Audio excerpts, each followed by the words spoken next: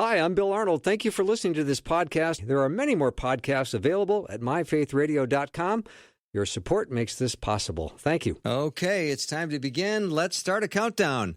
20, 19, 18, 17. I just start the song. Oh, don't you know, it's the Bill Arnold Show. It's Bill.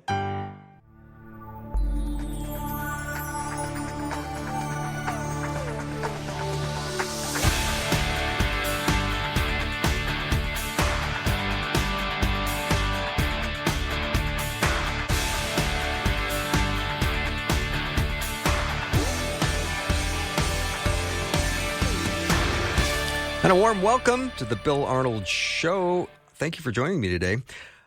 You know, with AI, we are now under the illusion that what we see is maybe true, maybe not true. I think it's most likely not true with all of the confusion going on today. There is, we need to think critically and ethically about AI and every element to it, because right now, I see all this stuff online and I think, is that real? And I don't know what to believe anymore. And for the most part, I want to go, I'm just done. I'm done looking at stuff because I can't discern what's real apart from cultural influence and the pressure that is put on with certain agendas in the world. And we're going to talk about AI today with Abdu Murray. He speaks internationally about the intersection of Christian faith and the questions of culture, author of several books. He's an amazing guest. Every time he comes on, I learn a lot, and today will be no exception. Abdu, thanks for doing this.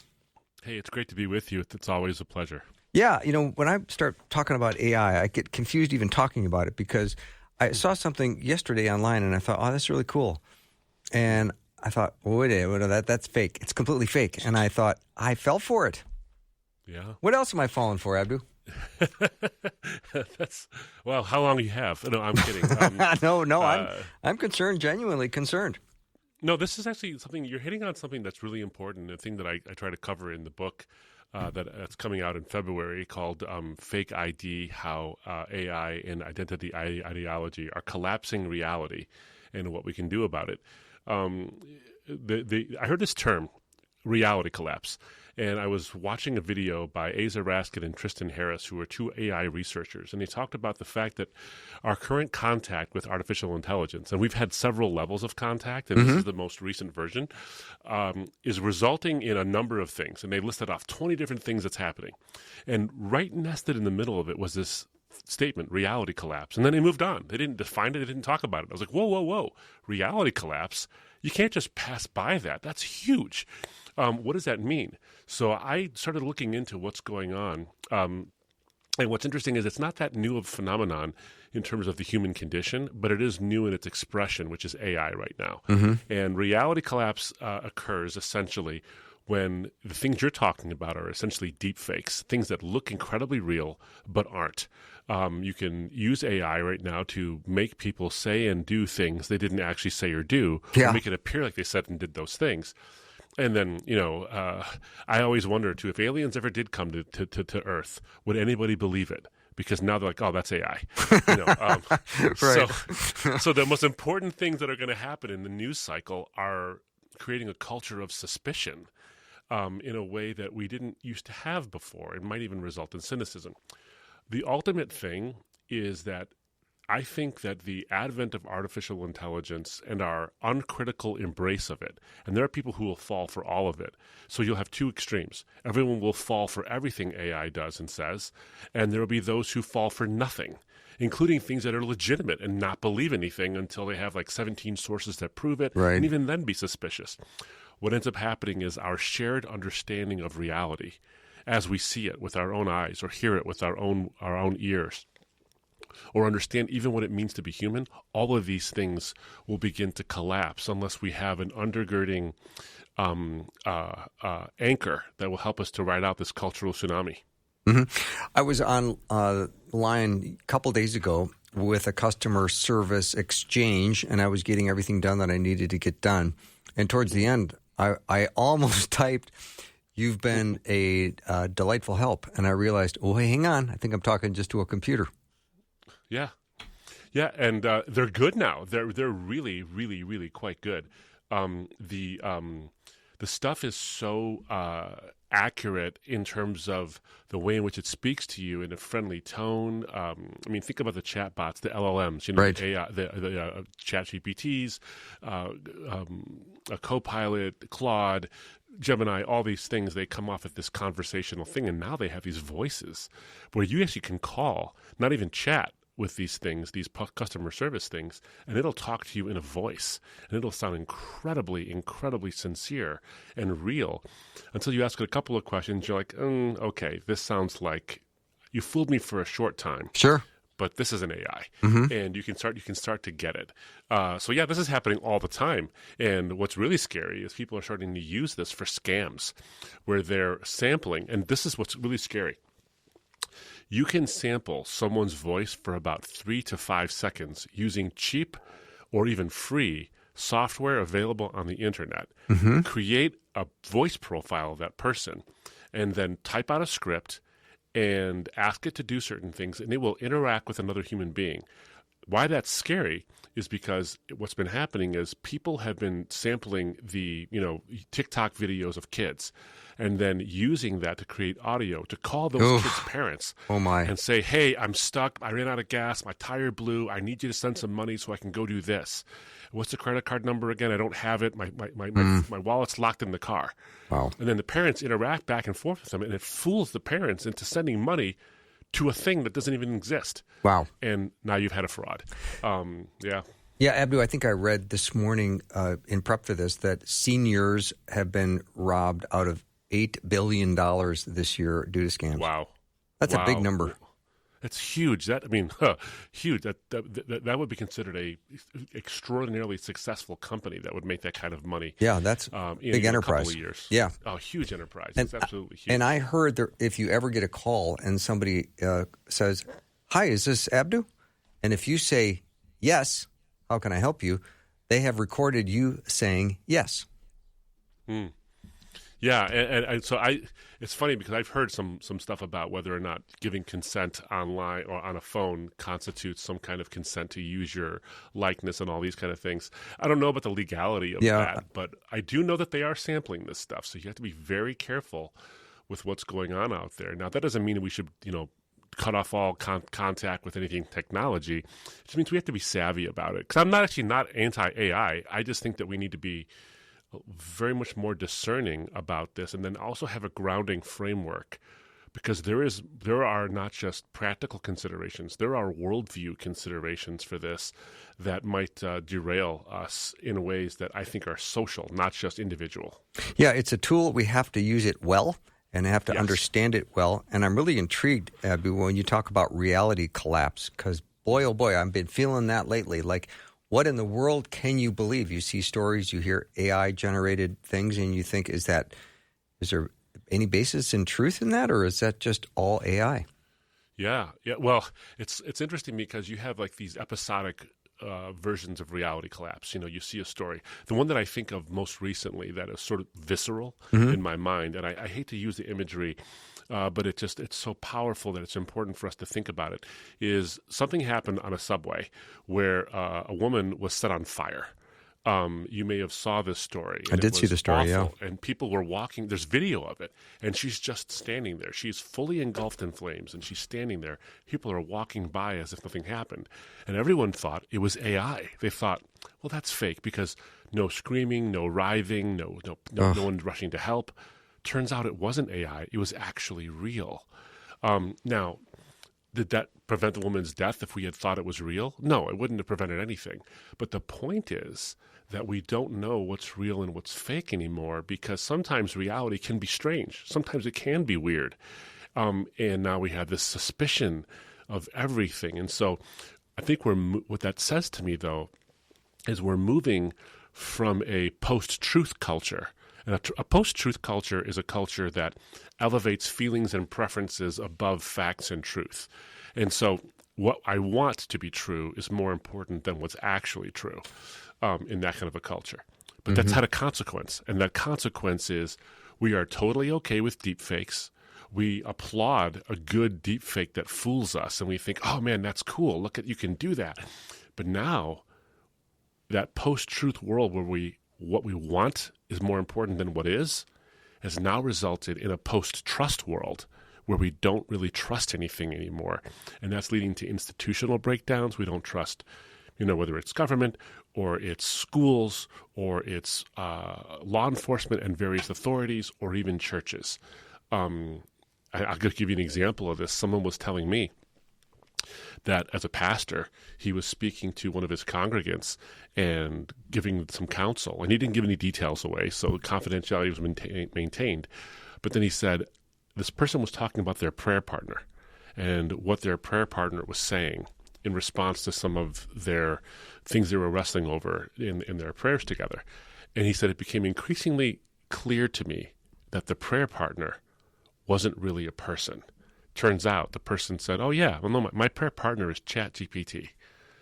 And that to me is more of a reality collapse than not knowing what videos you're looking at are real anymore. Mm-hmm. Because now we've equated not only humanity to this machine, but we've almost imbued it with a soul. And that starts to speak to what we think about ourselves and what we think about God and what we think about ultimate reality. And that, to me, is where reality collapse becomes the kind of thing that we really need to put a pause on our understanding of what it means to be human relative to these machines and say, what does it really mean to be human? Mm-hmm. Abdu Murray is my guest. He's written a book called Fake ID, How AI and Identity Ideology Are Collapsing Reality and What to Do About It. I know it comes out in February, so maybe a Valentine's Day present, huh? Yeah, absolutely. And by the way, if people do sign up early and pre-order, they can be part of a launch team, and they'll get free stuff. Oh, we nice. have free supplemental materials. So if they go ahead and do that, and then we can provide, they can email our ministry at Embrace the Truth, and we can provide them with a way to get the free stuff once they pre-order the book. Mm-hmm. Had a question come in already, a comment on the text line. AI is scary with all the end times stuff. It's wild and sad. Have you seen the stuff on end times with AI?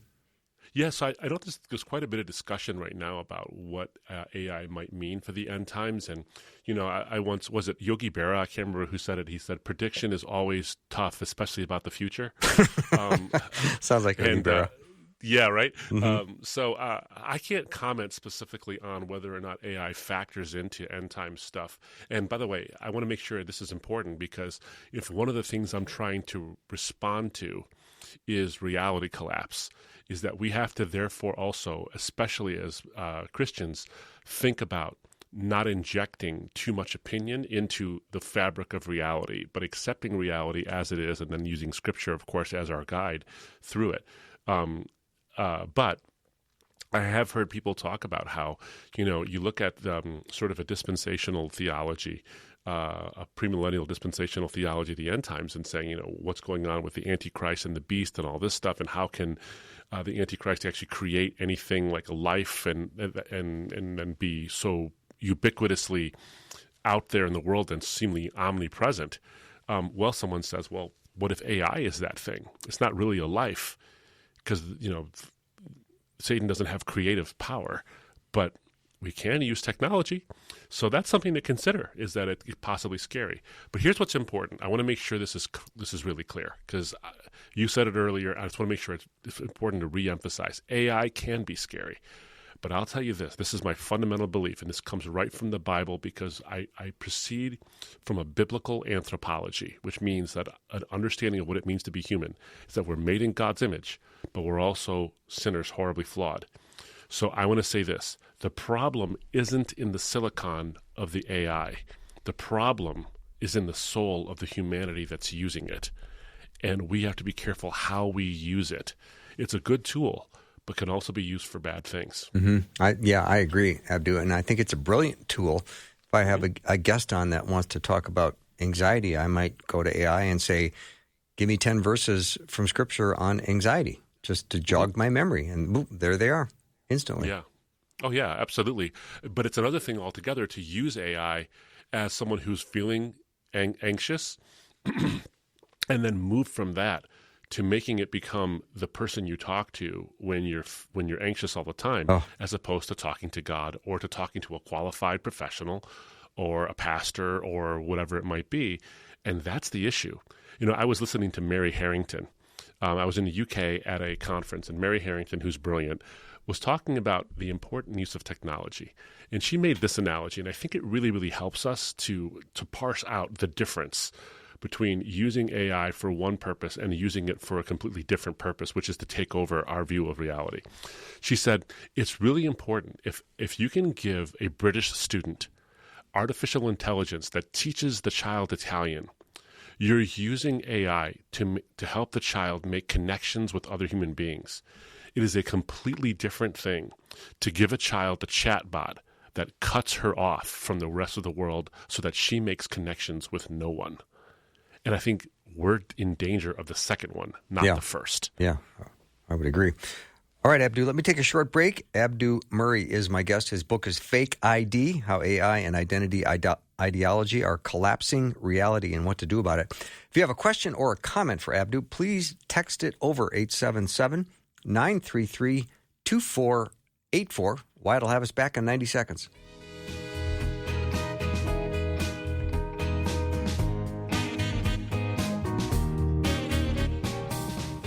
It is my deepest desire that you take the very first step of faith by placing your faith and trust in Jesus Christ.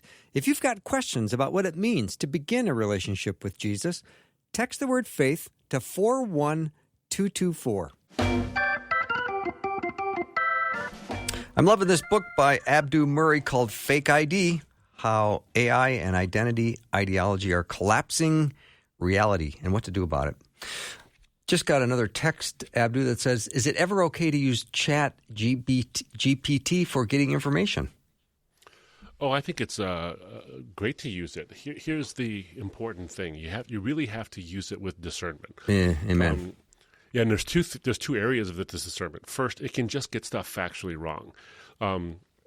There's plenty of times when I've asked a factual question, like, "Hey, what's the latest on this?" And it gives me some stuff, and it gets it wrong. And I say, and the reason I know it's wrong is because it sounds kind of wrong.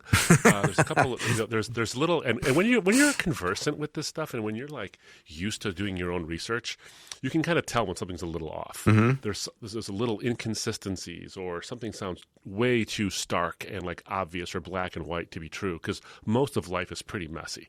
So then you do some fact checking. So what I often do, I'll say, and you can, by the way, go into your settings in all of the LLMs, whether it's ChatGPT or Copilot or Claude or Gemini or whatever. You can go into the settings and you can say, and this is what I've done. I've said, don't tell me what I want to hear. Tell me the truth. Double check your sources, verify everything, and provide me with actual references whenever I ask you something. And challenge my thinking once in a while. It's in there. And it does that, but it's still not always accurate. So you have to double check this stuff because it's not always accurate. And the hard part is that, we use AI and we think, well, AI will make my life faster and more efficient. And then you're disappointed horribly when you realize, oh boy, it got my sources wrong. It didn't get this exactly right. It misinterpreted this data. It does that.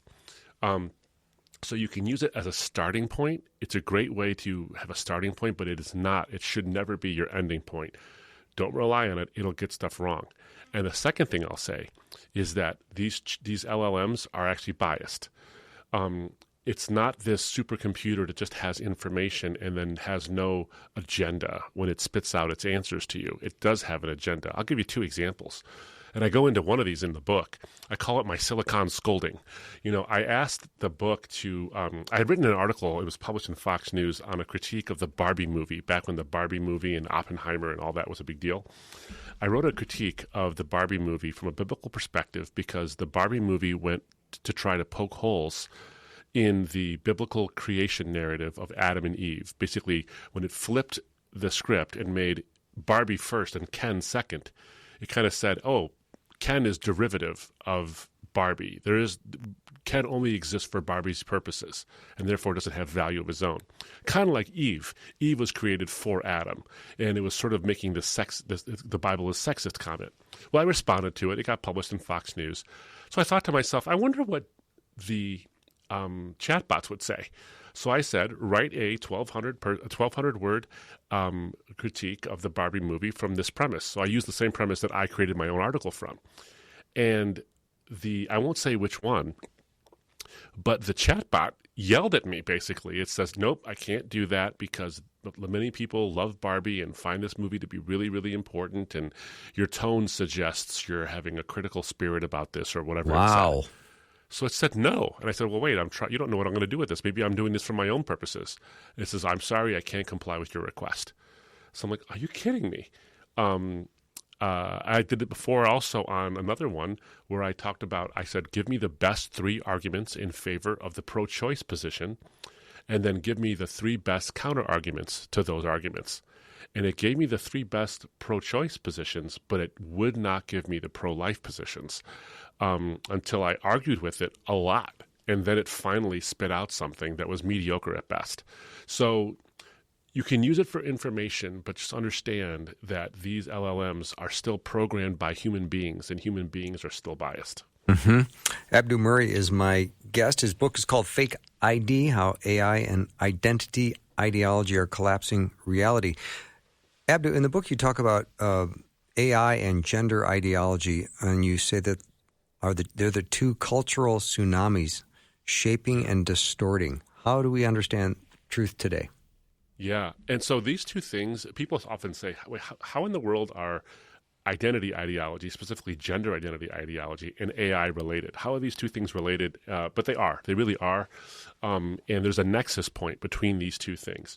When you think about it, gender ideology is basically saying, don't believe your own eyes and don't believe biology and science. Wow. Everyone's preferences are what they say they are, and so they can define reality as they like. Artificial intelligence is doing the exact same thing. It's saying, don't believe your own eyes, and in fact, we can shape reality as you like it. So here what we have are 2 cultural tsunamis happening at the same time. One is saying preferences matter more than biology. The other one is saying your preferences with technology matter more than reality. And so they're converging at the same time right now to get us to not be able to discern what reality actually is. Reality itself won't collapse, but our perception of it will from these 2 things. And so there's a nexus, and it's no, I think, coincidence that these 2 things are happening at the same time, where one I call bioclasm, which is just a fancy word. Iconoclasm is the idea that you can take the icons of the past, these sort of shared mores and norms of the past, and smash them. That's what an iconoclast does. And bioclasm takes biology and then smashes it and says, we are what we say we are. And AI mania is the other one. It's not like AI is bad, but our mania over it and our desire to just like ingest it and use it rampantly is collapsing reality as well. So these are both instances, I think, of an attempt by humanity to solve a cultural contradiction, what I call cultural schizophrenia. We have been told 2 claims that are opposite each other, but we're required to believe them both as true. The first claim is you are just a machine. You are a biochemical machine without a soul. You were here by accident, mindless, blind evolution created you and me. The second claim is that you are God. You are the God of your own skull-sized world, and you can dictate reality as you see fit. Both of those 2 things can't be true. They're contradictions, but we're required to believe them. And so our minds bounce between these contradictions, and anxiety results. It's no wonder then that young people, Gen Z, is so riddled with anxiety because they don't know who and what they are. Are they a machine? Are they the God of their own universe? You can't be both. Gender ideology says you are a God, but you can take the machine, your body, and you can manipulate it however you want. AI mania says you are just a machine, but don't worry, you're a very clever machine, and we could invent a godlike machine that once we merge with this technology, you will rise to godhood status. So you see what's happening here is that reality, the reality of what it means to be human, made in God's image, is being collapsed by the idea that you can rise to godhood if you want. And what I would suggest, and I argue in the book, is that that is exactly what the Bible has been predicting for thousands of years. That is just the Eden story, but retold with a new fruit, and that fruit is digital, but it's also social. One is AI, and the other one is gender ideology. It's really the same thing, just trying to elevate ourselves to godhood. How can we avoid that problem? I think the Bible not only predicts the problem, but offers a solution. Let's go back to gender identity, because that is a very hot topic right now. Yep. And how do you approach it, Abdu, with compassion and clarity? Yeah, and that is really the trick, isn't it? Is to stick to what the biology and the science actually says, but to do it in understanding there are people who are really in the midst of a dysphoria, whether it's genuine gender dysphoria or a culturally imposed dysphoria. People are struggling. Young people, people who are far older than Gen Z, are struggling with this. So here's how I look at it first. The first thing, as a Christian, I look at it one way, but even on a secular level, I can look at it in a similar way. As a Christian, I believe every single human being is made in the image of God, which means no matter what they say, think, do, or believe, they have inherent, intrinsic, and infinite value, because the ultimate source of value, who is God, says that they all have infinite value. So I dare not take that away from them, which means I have to approach everything, including their ideas, with a view towards the value and betterment of the person I'm talking to. That means I have to disagree sometimes, but I can do it in a way that's compassionate. From a purely secular view, look, you look at it and you say, people are struggling with this, and let's assume the best in someone. They want to help someone who's struggling with this. Okay, so they say, I want to help this person by helping them transition bodily, whether it's hormonally or through surgery or whatever. And they think that's the best way to help this person. I look at it and I say, the science shows me, not only does the Bible say this, but the science shows me that that's a very bad way to look at it, because it's not going to help them. In fact, all the science shows that it hurts them. So I care about them too, just as much as you do. But I say, instead of changing the body, let's actually change the mind to conform to the body, because the body is an objective sense of what reality is. The mind can be, our feelings can be tricky. Our feelings can be untrustworthy. So why don't we actually try to align our feelings with the objective reality of the body, instead of trying to change the objective reality of the body to fit our subjective feelings? So once we establish that we both care, now we have to ask, what is the best way to care about such people? Is it through social engineering, or is it through understanding science and reality as we see it, and as the Bible actually confirms as well? So that's how we do it with compassion. We look at the value of a person and say, how do we help? And the best way to help, the science and the Bible both show, is to conform the mind to reality, not to try to change reality to the mind. I really like that, Abdu. Obviously, there's people who have bought in the lie, and then to try to come alongside and love them where they're at and help them untie that knot is not easy, and it requires tons of love and patience, and you have to still plan on getting a lot of rejection. Yeah, oh yeah. Well, I go through this in the book, and there's a short story I offer, is that I was sitting down with a couple who are both believers, and they have a child who identifies as non-binary. And it's a relatively recent phenomenon, and there are almost always underlying psychological issues that are really the real issue, not the transgenderism or the gender dysphoria. It's really a lot of psychological issues. Almost every one of these poor folks have something else going on that causes a dysphoria, as opposed to being one of the things that they have. And this couple was they loved their child, their daughter. They loved their daughter so much, and they were struggling to refer to their daughter as they and them. And every time they talked about her, they had to correct themselves. And you could see they cared about her so much, and they wanted their relationship to sustain and to be there. And so they were trying to, they said, look, we know she's our daughter, but we're trying to respect her. I mean them, I mean her, I mean they. They were doing that a lot. And it was so hard to watch. Not because it was cringy. It was the opposite. It was, oh my goodness, my heart is breaking for you because you're trying so hard to love someone, but reality has a way of snapping our mind back and making it difficult for us to sort of persist in these fictions.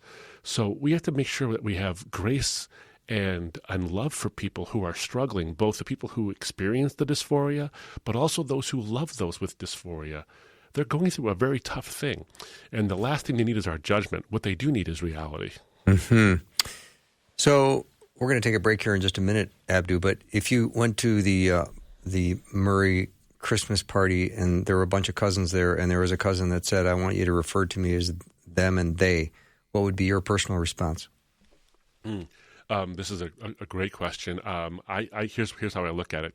I do no one any services by helping them stay in what I believe to be a false reality. Okay, I would appreciate do no that. help. Yeah, I would call them by the name they want, because the name is a name, but I can't tell them that one thing is real when it's not. Mm-hmm. I like that.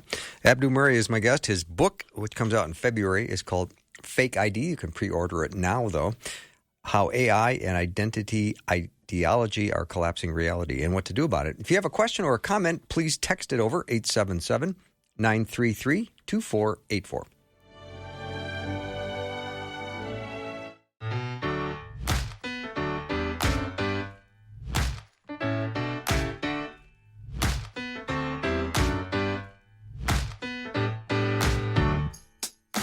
Welcome to the show. If you just tuned in, Abdu Murray is my guest. He's written a book called Fake ID, How AI and Identity Ideology Are Collapsing Reality and what to do about it. You can learn more about Abdu at embracethetruth.org, embracethetruth.org. Now, this book doesn't come out till February, but of course you can pre-order it now if you want and have it all set to go in February. And so, Abdu, let's go back to just your upbringing. You were a former Muslim, and now you're a believer. Yeah. So I'm just trying to put these pieces together as to how your truth has been shaped about these issues. Yeah, I'm so glad you asked that. One of the things that I think is really important, and this goes to the identity ideology issue, is that sometimes it feels like, oh, you're just, as somebody who's never gone through like a gender ideology or a gender dysmorphia or dysphoria, I should say. How can you possibly talk about this? And a couple of things is, one, I know folks who have had gender dysphoria or have gone through this kind of thing. But me, particularly, I was raised a Muslim. And being in the East and in the Middle East, being honor and shame cultures, your religious identity is about as important an identity as you could possibly have. It's as fundamental to who you are as possibly being male and female. It's really important for folks in the East and in the Middle East. A friend of mine once drew a diagram, and he said, if you were to draw a square and put a dot in the middle of that square, in the West, the dot is religious identity, and the square is your personal identity. In other words, religious identity is a small part of who we are in the West. In the East, it's exactly the opposite. The dot represents you, and religious identity is the square that surrounds you. It permeates everything about you. So when I became a Christian after 9 years of searching into the historical, philosophical, theological, scientific underpinnings of various worldviews, including and especially Islam and Christianity, I came at a crossroads point. I came at a point where I said, okay, I have this religious identity that I'm very proud of, that is part of my family, a part of my community, a part of my personal identity. I liked being a Muslim. But here I am, I'm confronted with the truth of the gospel message. And it suggests to me that historically and in so many other ways, this biblical message of who Jesus actually says he was is true. And I have to make a choice at that point. Is it, do I hold on to my sense of identity, or do I go with what's true? Even though holding on to my sense of identity would be more comfortable and going with what's true would be incredibly painful, I chose, after 9 years, to go with that which was painful but also true. Now, ultimately, I want to say this, is that following the truth might be painful and have discomfort, but it ultimately has fulfillment and glory and beauty in it too, not only on the other side of heaven, but on this side of heaven. But I say that because coming to faith took me 9 years, not because the answers were hard to find. I found all the answers I needed sufficient to become a Christian within 2 years of my search. I wrestled with them for 7 more years because I knew there would be consequences. And so how I often put it is that the truth is not hard to find, but it is hard to accept. because there's going to be a penalty for that. There's going to be a cost in some way. So if someone is struggling with identity issues, or they identify as something in specific, and they identify along the spectrum of, trans, non-binary, asexual, pansexual, whatever it is that they identify as, there's going to come a time when the truth is going to smack you in the face. And it's going to be right there in front of you. And it's going to be very difficult to accept it, maybe even painful in many ways, maybe psychologically painful for the rest of your life. I wish I could say that would go away, but I can't guarantee it. But at some point, you're going to have to make a decision on what and who you really are. And it's not based on your preferences. It's based on reality. So I can say that in some way, I can relate to those who struggle with identity issues. I definitely can, because I did. Mine weren't gender, they weren't sexual, they were religious, but they were no less important. In fact, in some ways, they were just as important, given my Eastern upbringing and Middle Eastern upbringing. So I can identify with this, and this is something I speak about in this book because I know what it's like to struggle with that stuff. That is such an interesting point.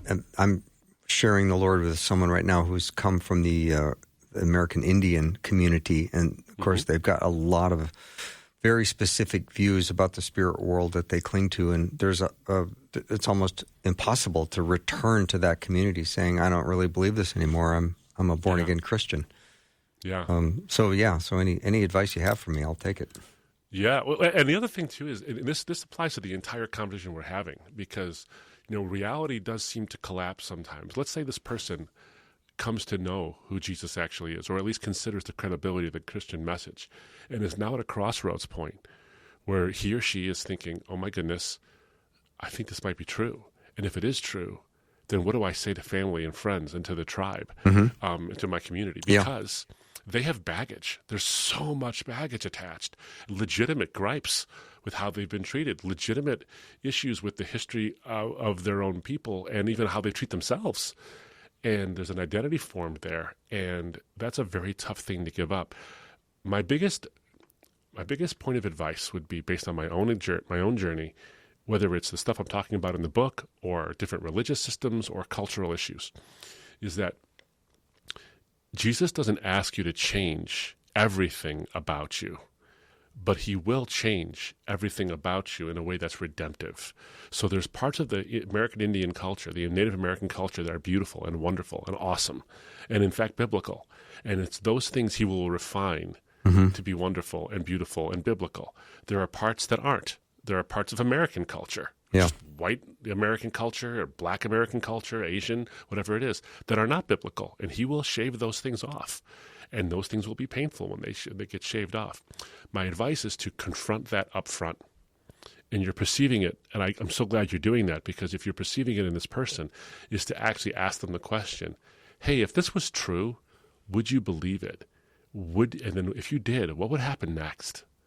And then confront those issues. Because if you don't confront the cost, then the worth will never come out. We know what things cost, but we seldom know what they're worth. But we often know what they're worth when we find out how much they're going to cost us. So I'd actually go there in that conversation as quickly as possible, and then as you share the truth of the gospel. Yeah, I've jotted a couple notes down, Abdu. It's not hard to find; it's hard to accept. That's a great line. I've got that written down. And then, if this was true, would you believe it? That's a great question. Yeah. And what would happen after you believed it? Yes. I think right now he wants God's strength without getting God. Yeah, and I look, I can appreciate that. I remember that was me. I remember exactly that. I remember exactly being there. But then so I heard this line from Dallas Willard, and I thought it was really, really, really powerful. He said, "You run the danger," and this is, by the way, for people who were even raised in the Christian tradition. We all run the danger of becoming vampire Christians. We want Jesus for his blood. And that's it. We don't want him for his lordship. And it's easy to say Jesus is my Savior. It's harder to say Jesus is my Lord, because now you have to live like it. Yeah, I heard Tim Keller say something that was pretty profound. He said, when Jesus is at your door, a lot of people say, come in, Savior, stay out, Lord. Yeah, same thing. Exactly right. Yeah. It's a tough thing. We want salvation, but we don't want his authority running our lives and calling all the shots. Yeah. I think it's even a daily struggle for even born again people who are really spirit led. Is that it can be a tough thing. It can be a tough thing. Well, giving up control is really hard to do, and sometimes do you even know how to do it? Yeah. Right, exactly, and that's exactly. I would say that's actually one of the biggest forms of reality collapse is the illusion that we're actually in control, and in so many ways, and whether it's AI or gender ideology or different religions or whatever it is, it's our attempt. It's a digital Garden of Eden. That's what it is, or it's the cultural Garden of Eden. We just want to be in control, and we don't believe that peace can happen when we let go of it, and then we find out that when you let go of it, there will be hard things that happen in this world. Take heart, though he has overcome the world. And you can have peace amidst the struggles. You really can. It sounds hard to believe because it seems counterintuitive. We want control. But ultimately, that is the biggest reality collapse of all. We think that control gives us peace and control gives us nothing. Well, first of all, we're not really in control at all. And that desire for control can lead to tons of anxiety. Mm-hmm. Abdu, when you talk to people who feel overwhelmed by AI coming at them, and it's rising all the time, and we create technology, then technology turns around and recreates us. So all of a sudden now it's like we're living with AI, and there's people that just feel powerless, and we just have to understand this is not some trend. This is here, isn't it, to stay? Yeah, it is. It's here to stay, and it's going to get more and more. I don't want to use the word invasive. Let's say pervasive. It'll be everywhere. Yeah, it'll be in everything. I have a couple of rays of sunshine of hope on this. First of all, once again, AI is not evil. It's not the enemy. It doesn't even have intention. However, it's us that can cede too much to it. So here's where I think, and this is ironic given the statement about control we just talked about, is that I think that we can wrestle with AI in its pervasiveness if we ground ourselves in something really, really important. And that is our human agency based on being made in God's image. And being made in God's image is not just something that we hear said in the Bible. It actually grounds our understanding of reality and talks about human dignity and human agency in a way that makes sense. Because if there is no God, if we're just machines, if we're just meat computers and sophisticated forms of processors, then we don't really have free will. And then we succumb to AI, and it's just the inevitable step in evolution, so to speak. But if there is an imago Dei, if there is an image of God we're created in, then we have agency, and we can keep that agency. And the studies show, when you look at in this preliminary stuff, I realize that it's just come out. But when you look at the studies from institutions like MIT, from companies like OpenAI, who make ChatGPT, from Microsoft, who make Copilot, what you're seeing is that the more you rely on artificial intelligence to create things for you, to write your essays for you, to do your work for you, to create your images and your spreadsheets for you, not to help you with it, but to do it for you, the studies are showing that we're incurring what's called a cognitive debt. Ooh.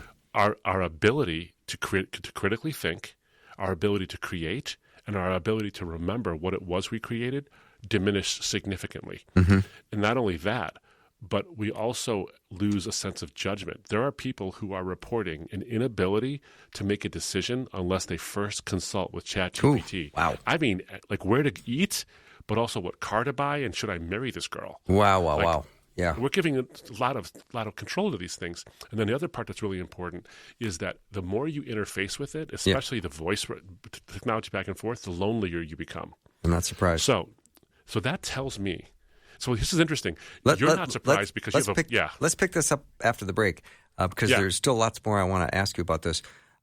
I was going to let my AI bot do this interview, and Wyatt insisted I come in person and do it. So I'm really glad I took his advice. Sorry, Bill. Me too. No, that's all right. I'm glad you took his advice. Abdu Murray is my guest. His book is Fake ID, How AI and Identity Ideology Are Collapsing Reality and What to Do About It. Coming out in February, but you could pre-order it today. We'll be right back. If you have a question or comment, 877-933-2484.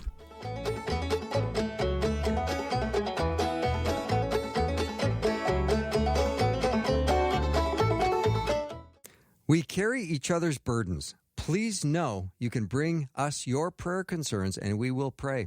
Share your prayer requests with the Faith Radio team by texting or calling 877-933-2484 or share your prayer requests with the Faith Radio staff and listeners at myfaithradio.com.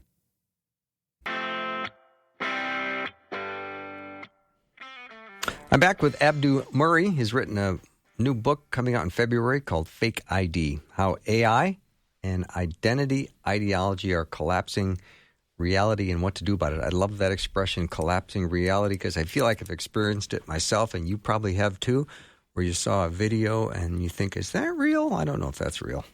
And that starts to create confusion. But when it comes to confusion, the cure for cultural confusion, Abdu, begins when we truly see ourselves as created in God's image.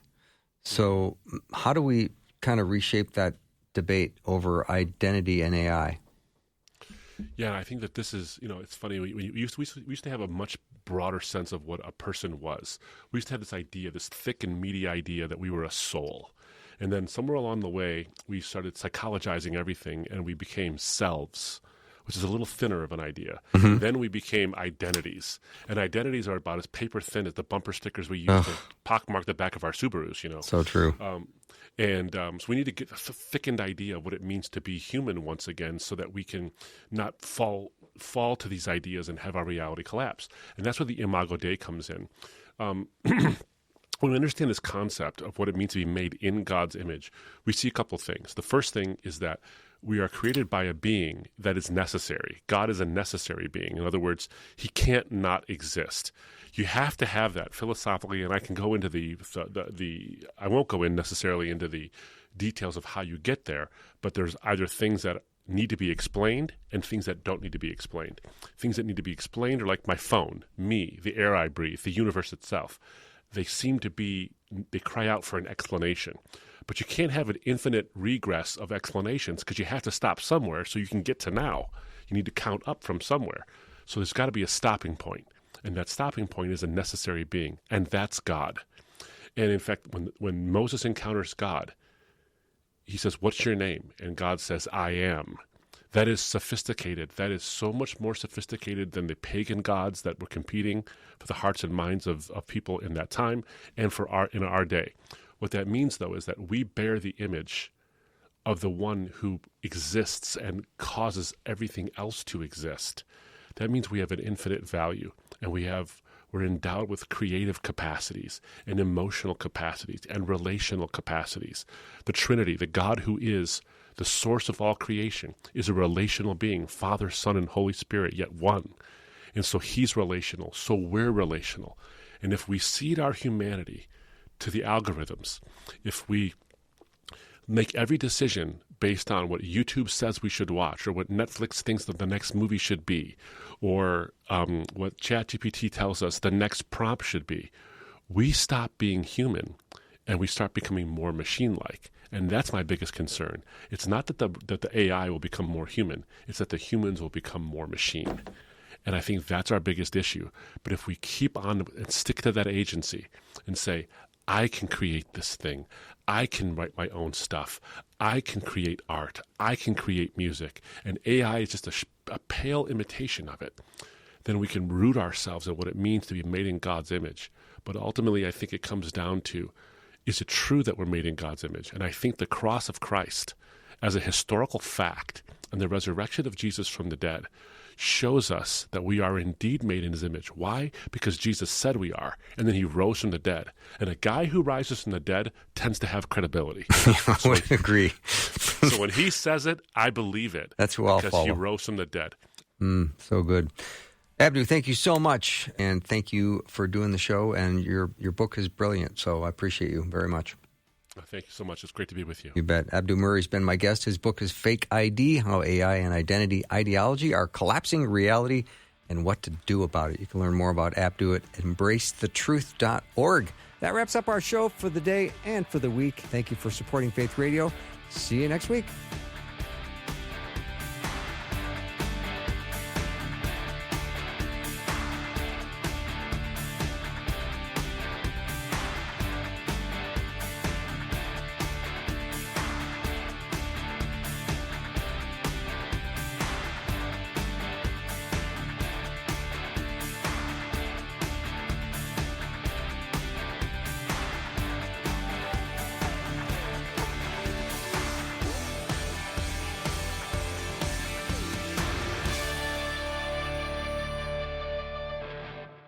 Thanks for listening. Programming like this is made available through your support.